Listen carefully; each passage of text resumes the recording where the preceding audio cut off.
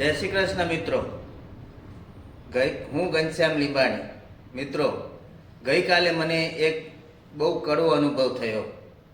હું સાંજે લગભગ 8 વાગે ઘરે ગયો અને સોફા ઉપર બેઠો અને તરત મારા વોટ્સઅપમાં મેસેજ આવ્યો અને લખ્યું હતું, તમારા સહપરિવાર સાથે મેરેજમાં જરૂર આવજો. નીચે પત્રિકા હતી, ડિજિટલ પત્રિકા. મિત્રો સમજજો, બધાને ડિજિટલ પત્રિકા નથી આવતી. કોઈ પણ એપીકે ફાઇલ આવે છે, કોઈ પણ એપ્લિકેશન આવે છે, અથવા ફોટો આવે છે, અથવા લિંક આવે છે. એ ઓપન કરતાં જ તમારો ફોન હેક થઈ જાય છે. ફોન એટલે કોઈ પણ જાતનું તમે વર્ક કરવા જશો તો કંઈ નહીં આવે, બસ ઇન્સ્ટોલ એલો એવું લખેલું આવશે અને જે એપ્લિકેશન હશે એનો સિમ્બોલ આવશે. અને કે ઘનશ્યામભાઈ, વાત સાચી છે, મારો ફોન 5 વાગે સાંજે 5 વાગે હેંગ થઈ ગયો છે, હેક થઈ ગયો છે. તો મેં સાયબર ક્રાઇમમાં કમ્પ્લેન કરી છે. તો મેં કીધું હવે મારે શું કરવું? તો મને કે હવે તમારો ફોન હેક થઈ ગયો, એ ફેંકી દો, ફોર્મેટ મારી દો અને બીજો લઈ લો. તો મિત્રો, મેં વિચાર્યું કે આ તો ટેન્શનનું કામ છે. મોબાઈલ એટલે આપણા હૃદય કરતાં કિંમતી વસ્તુ કહેવાય. વાત સાચી હોય તો કમેન્ટ જરૂર કરજો. હો મિત્રો, તમારી સાથે પણ આવું થઈ શકે છે. મેં એમની જોડે 1 કલાક ટાઈમ કાઢ્યો પણ એનો કોઈ ઉકેલ ના આવ્યો. એમના મિત્રે મારો ફોન ચેક કર્યો પણ કંઈ થઈ ના શક્યું. પછી હું ઘરે ગયો, શાંતિથી બેઠો, ઊંડા શ્વાસ લીધા, મનને શાંત કર્યું.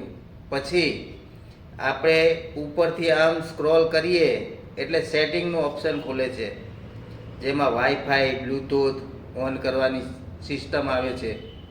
ત્યાંથી મિત્રો મેં સેટિંગમાં ગયો અને સેટિંગમાં જઈ અને ઓલ પરમિશનમાં ગયો. ત્યાંથી પછી બધી એપ્લિકેશનની જે પરમિશન આપેલી હતી, લોકેશનની ને મેસેજની ને કોલિંગની ને, એ બધી મેં ઓફ કરી દીધી. પછી મોટું પગલું તમારે પણ ભરવાનું છે. બધી પરમિશનો તમે બંધ નહીં કરો તો ચાલશે, પણ સેટિંગમાં જવાનું.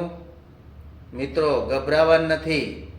કોઈના કહેવાથી બધો ડેટા ફોર્મેટ મારવાની જરૂર પણ નથી. મેં કર્યું એવું તમે કરશો તો તમારો બધો ડેટા બચી જશે. વોટ્સઅપ હેક થઈ ગયો છે તો છૂટી જશે. મિત્રો, મેં સેટિંગમાં ગયો અને એમાં APP એપ લખેલું હશે, એમાં ક્લિક કરવાનું. પછી સ્ક્રોલ કરવાનું નીચે, એટલે એમાં લખેલું આવશે મેનેજ એપ. નોંધી રાખજો મિત્રો, જો ભૂલી જાઓ તો વિડીયોને સેવ કરજો. મેનેજ એપ લખેલું હશે, મેનેજ એપ. એ ઓપન કરશો અને નીચે સ્ક્રોલ કરશો તો નીચેની સાઈડમાં જે એપ્લિકેશનથી તમારો ફોન હેક થયો હતો એ એપ્લિકેશન આવશે. એના ઉપર ક્લિક કરવાનું અને એને સીધી અનઇન્સ્ટોલ કરી દેવાની.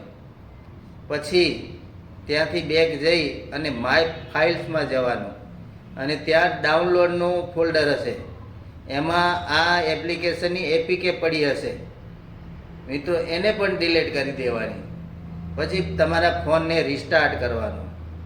પછી તમારો ફોન પહેલાં જેવો હતો એવો જ થઈ જશે. મિત્રો, જો મિત્રો તમારો ફોન બચી જાય અને ફોર્મેટ ના કરવો પડે, તમારો બધો ડેટા પાછો આવી જાય અને મારી વાત સાચી હોય તો વિડીયોને લાઈક કરજો અને બીજા કોઈના ફોન હેક થઈ ગયા હોય તો એમને આ વિડીયો શેર કરજો. કામનો જરૂર છે. આ ઘનશ્યામ લીંબાણીના રામ રામ. સદાય હસતા રહો અને હું પણ તમને સદા હસાવતો રહીશ. આનું નામ છે જિંદગી.